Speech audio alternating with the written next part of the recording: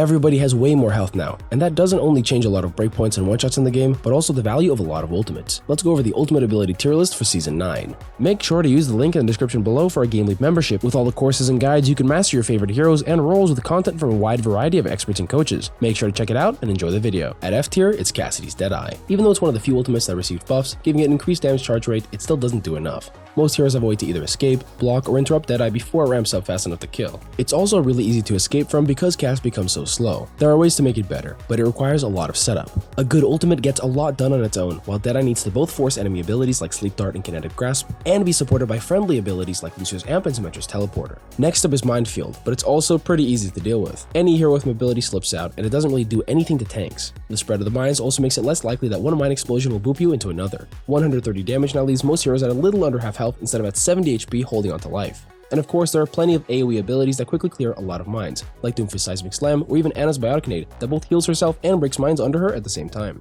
Up in D tier, we've got Widowmaker's Infrasight. It's clearly not a high-octane tide-turning ult, but it does give a great amount of information. It's just that situations where Infrasight really pops off are rare. Timing it where the enemy both can't wait for it to end, and when they aren't in position to push with their own stronger ultimates isn't happening much, especially not outside of Widowmaker maps. Next is Torbjorn's Molten Core. It's great for zoning, but it's really slow to come out, and it gets blocked by shields and matrix abilities. It's also a pretty passive ultimate. Again, mobility heroes just don't care. At least when the puddles do get set up, they can't be removed like Minefield can. And for the best of D tier, it's Whole Hog. It's not amazing, but it does give Roadhog a great edge in the tank matchup, just not in every single one. And with everyone receiving bonus health, it's a lot less likely to get completely shredded by the initial close range Whole Hog burst before you can react to it. Even though it's best for focusing tanks, it's also great for clearing out objectives, although only for a short while. Moving on to C tier, it's Soldier's Tactical Visor. It's clearly not a top tier ultimate, but 171 confirmed DPS needs to be respected, and because it doesn't limit Soldier's movement or lock out any abilities, it's at the very worst just a straight boost to your damage. With bullets being easier to hit, it's not going to feel as good relative to your normal gameplay aim, but instantly forcing flankers out is an underrated feature. Next up is actually Orisa's Terra Surge. It's good to combine with other ultimates, but on its own, it's pretty weak. Before this patch, any speed boost effect would allow you to escape the area before the surge ramped up to lethal damage, and now you don't even need that. Orisa's ultimate is at its best when it can one-shot, but without help, it can't get kills. The initial pull is still really strong, so try to use it to pull players off high ground, especially because nobody's gonna expect it.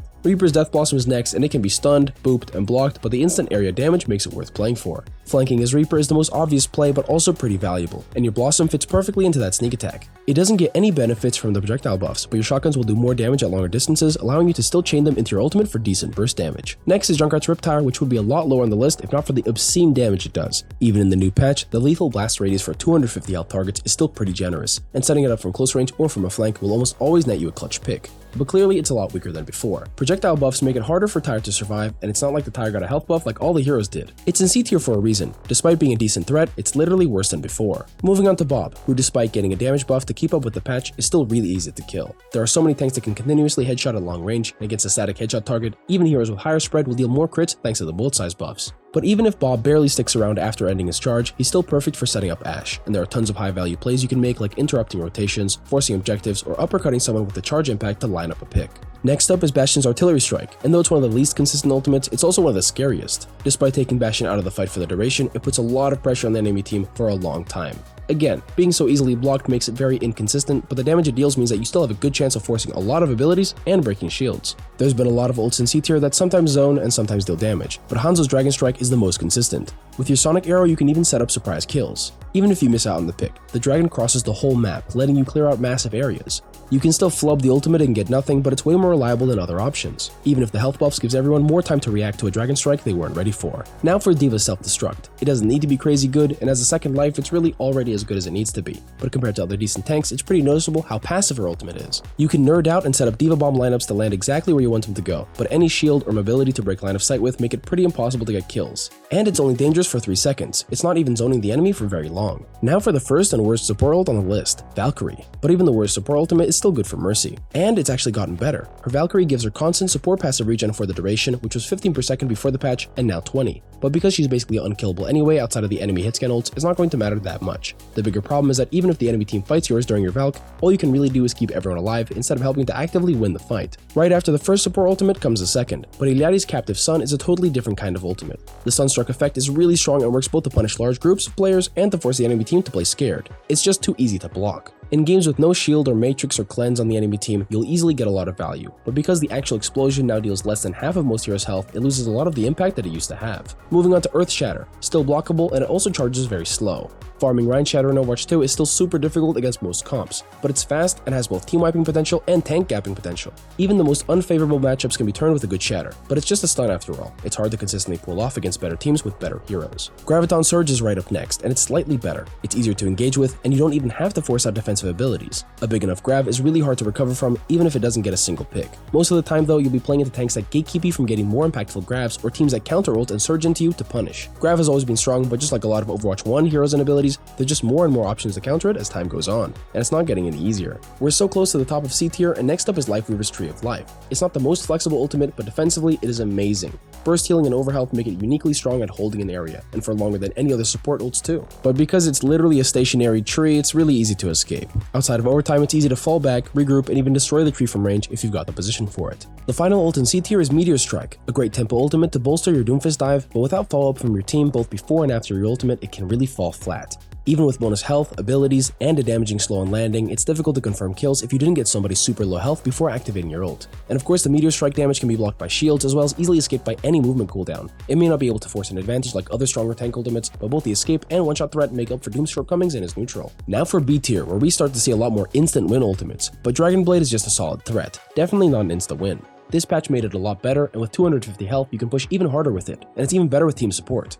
Nano Boost, Command and Shout, even just Lucio Amp do so much for Dragon Blade. But even though Dragon Blade swings faster, it still deals the same damage. Without dash, you kill a lot slower, so there's a lot of pressure on getting early momentum with the blade, and it's not the type of ultimate that forces an advantage on its own. Next is Pharah's Barrage. It's always been ideal for setting up a fast engage and absolutely blitzing unsuspecting supports. It's also the type of ultimate to not really be affected by small health buffs, since it will 100% kill players who either don't have a defensive cooldown or aren't expecting 1000 rockets to light up their screen. Clearly, a lot of good heroes have defensive cooldowns, and when playing against the Pharah, you can expect Barrage to come up from time to time. Even with her new dynamic movement, she's really easy to spot while setting up, but Jet Dash is a great new way to engage into the barrage faster, and she now has 3 high-speed mobility options to go for it. Moving on to Ramattra's Annihilation. Just like with Doomfist Meteor Strike, it's an ultimate that fits right into the flow of the hero.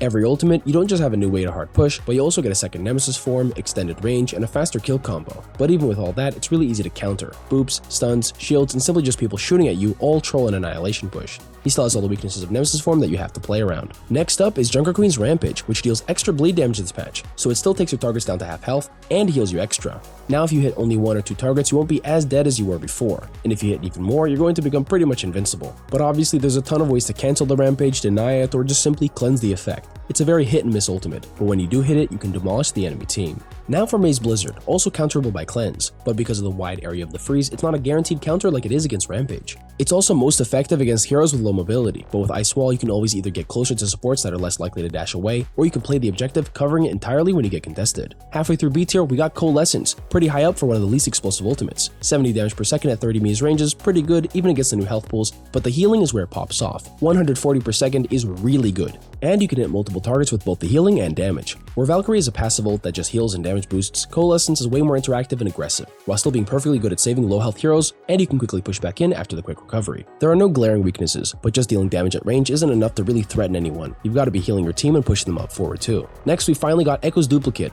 every ultimate in one. Not every hero is worth copying, but there are more than enough heroes with good ultimate charge rate and impactful abilities that you can pick from the enemy team. And if they're all playing garbage characters, then you can just use the dupe as a second life. The ult was recently changed to charge your copied ultimate slower, but to build a copy faster, weakening the ultimate but making it come up often. It might have been a good change, but it also makes it much easier to defend against the copy, since you have more time until the Echo presses Q for the second time. Next up is Primal Rage, with a nice maintenance buff for the patch that keeps it high skill and high impact, but also high risk. You can easily take 500 damage per second this patch during Primal, but with only 2 seconds on your leap cooldown, you can do a lot of baiting and splitting attention. It takes a lot of practice to be good at Primal, but once you can juggle players even just decently, you can seriously disrupt enemy setups. Now for the top 3 of B tier. This is the point where almost every following ultimate gives you an immediate advantage. Third up is Gravitic Flux. Even if it just lifted up enemies without dealing half their health on the slam, it would be a great ultimate. It's one of the most unfair ultimates. Sigma can shield himself from stuns and then lift up your supports to be shot in the air with no protection. And most of the time, even against teams that have ways to stop him with stuns and defensive ultimates, it still puts massive pressure on the team caught by it. They're not just getting focused hard, but they're also rooted, both in the sky and for a short time upon landing. B tier rank 2 goes to Briggs Rally, one of the hardest ultimates to fight against for a long duration. If you time it during a critical fight for the objective or for a position the enemy team has to fight for, you can get insane long-term value. It's not the type of ultimate people want to fight into, but it's also really difficult to wait out. It's got a long duration, and if you don't keep shooting and fighting, the overhealth stacks up, forcing you to spam for even longer before you can re-engage.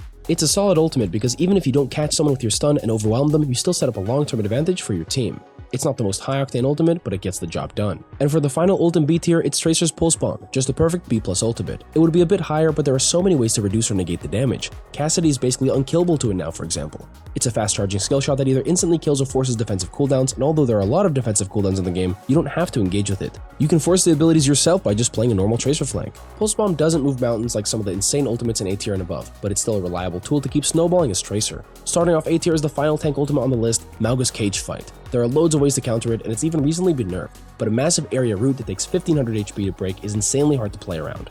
Mauga also both has mobility and range. It's not even a big deal if nobody's in cage fight range. He can just keep waiting for the right moment to strike. Next is Symmetra's Photon Barrier, the 4000 HP map-spanning shield. Unless you're against Bastion, this wall will not fall, and even if it eventually does, grats on mitigating 4000 damage for the team. Because it splits the entire map, you can push really far with it, but just bisecting the objective in favor of your team is perfect for blocking both damage and healing and rolling over the enemy front line. Moving on to Transcendence, with everyone being tankier, especially Zenyatta himself, it's a way more powerful defensive ult. Projectiles may be bigger, but most heroes haven't had an increase in their overall damage, meaning Transcendence healing is still more than capable of out-healing even the highest damage. One-shots and anti-heals are the only problem, but with only 2 anti-healing heroes in the game and less one-shots than ever before, it's one of the most improved ultimates in this patch. At the number 3 spot in A tier, it's Overclock. Sojourn's 130 damage rails are fully capable of 2-tapping most heroes during Overclock, keeping your ultimate as one of the fastest killing abilities in the game at long range. Unless you're rushing the ultimate early, it's a perfect high-pressure, tide-turning ability that can demolish a team. And you have one of the fastest and most versatile mobility cooldowns to help you do it fast. Next up is Amplification Matrix, the window that doubles damage and heals. Simple and effective, but with a lot of emphasis on effective.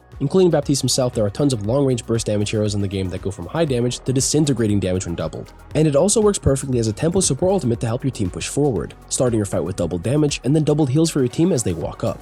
Now, of course, the number 1 spot in A tier has to stunt on number 2, and it's Sombra's EMP. A lot of the ultimates on this list get completely shut down by it, and the state it's in right now with a 3-second ability lockout actually makes it incredibly strong. You won't always be hitting 5-man EMPs, but singling someone out or blasting both supports will give you an easy 2 to 3 kills as long as you have just one person following up with you. Sombra is still really underplayed, but now that EMP is closer to its Overwatch 1 form, it's one of the most effective and versatile ultimates out there, even if Sombra herself has a janky neutral. Finally, it's time for S tier. Zero downsides, the full aggro, insta-win button, and they're all support ultimates. The first one is Nano Boost. For almost the entire game's history, it's been effective, and with Season 9, it's gotten better. Damage reduction in this new patch is really going to make a big difference. Another thing to consider is that not only do you become especially tanky, but you also get enough of a damage boost to easily cut through the extra HP with an aggressive engage. The consistency and damage with the bigger bullets will also allow for way faster kills. A Nano Boosted Sojourn with bigger projectiles and a bigger rail is going to be smelting anyone who peeks in an instant. Even better than that though is Lucio's Sound Barrier at number 2. Even though it's got virtually no advantage from the latest patch, it's still the ultimate trump card for almost every ultimate. It's the tide-turning ultimate, able to save your team from aggro ultimate pushes and then boost them forward to overwhelm your opponents with speed and bonus health. The only way to play it wrong is by using it to run into the enemy team as a first engage. It's only really an S tier ultimate if you retaliate with it after either the enemy team pushes in or you bait them to push in. It's the ultimate saving ability to counter the ultimate killing abilities. But clearly there's one hero left on the list with the most jacked up ultimate. Kiriko with Kitsune Rush. Increased firing speed with projectile size buffs is a recipe for insane destruction, and increased cooldown rate with health buffs to stack even more sustain makes for an almost unkillable frontline. The ultimate can't even be cancelled by stuns. Only a perfectly timed hack or killing Kiriko right as she uses it will stop it from deploying forward. And the area it covers is massive, allowing you to chase really far, especially with a 50% cooldown reduction. It's so much packed into one ultimate. It even just increased fire rate and cooldown reduction unlock whole new types of broken mechanics with instant kills and unkillable heroes. And contrary to other ultimates, every top tier hero gets some sort of big advantage from Kitsune Rush. That's it for the ultimate tier list for Season 9. Thanks for watching, and I'll see you guys next time.